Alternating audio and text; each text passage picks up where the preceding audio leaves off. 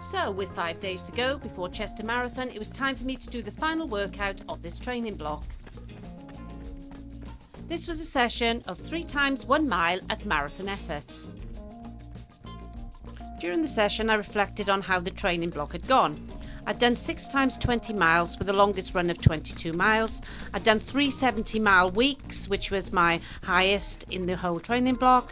I'd done a double threshold day, 2 strong half marathons, a 5k best time since 2013, and had lots of fun and variety along the way.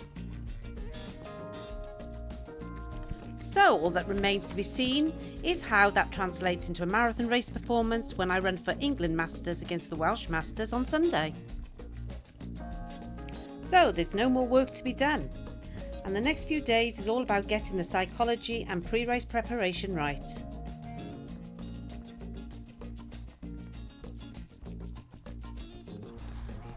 Last session done. So that session was 3 times 1 mile with 2 minutes recovery in between, and it was supposed to be at marathon pace. However, I got a little bit carried away and ended up probably running more at half marathon pace. Strange, isn't it? Because last week I could barely break 8-minute miles when I did the same session, and probably because I'd done a half marathon 2 days before, but this week I was having to hold myself back. Now I hope that's a good omen for Sunday, that I've had to hold myself back on this final little session today. So I'm now going to take you through 4 things that I'll need to focus on between now and Sunday. So number 1 is kit. So bottom to top, I will be wearing the same shoes I'm wearing today, which is the Adidas Adizero Pro 2s. I think I got that right. So I've worn these, I've worn this model of shoe in previous marathons and I absolutely love them. You just don't feel like they're on your feet, you just feel nothing, in all honesty. They're really comfortable and they have a nice little bit of spring in them. So yeah, they are my chosen shoes for Sunday. So my socks are the 1,000 mile marathon socks. Again, I've worn these in the past and they've always been okay for me. So I tend to like them because they don't have the seams. I don't like seams on my toes because I've found in the past if I've got a seamed sock, it cuts into the toe. I've had a nasty experience with that. So yes, Sunday will be the 1,000 mile marathon sock. Then we move to my shorts. They're not these shorts, they're going to be the Ron Hill marathon shorts. So the thing about those is that they have side pockets where I can put my gels in. They've also got a back pocket where I can put a phone if I carry my phone, or extra gels, and they've got some little loops at the back as well. I think that's really to put like a jacket or something in, but I won't be carrying a jacket in the marathon. And then of course we move to the vest, and that's the all-important England Masters vest. So I'm really looking forward to wearing my England vest again, putting it on, feeling very proud. And yes, so that will be having pride of place on Sunday as I stand on the start line for the marathon. So number 2 is race fueling. So what do I use on marathon day? I use SIS gels, I always have done. I've used them for many years, they've always been successful for me. I've never had an upset stomach from them, and so I don't see any reason to change. So I will use them at every 4 miles. Well, in fact, actually, I'll take the normal gel at 4 miles, another one at 8 miles, and then I've got a beta gel, which I'll take, I think it's called Beta Fuel, isn't it? I'll take that one at probably around 12 miles, and then another one probably around 16 to 18 miles. Then I'll see how I feel and move back to using the normal gels for the last few miles of the marathon. So in total I'll probably take about 6 to 7 gels.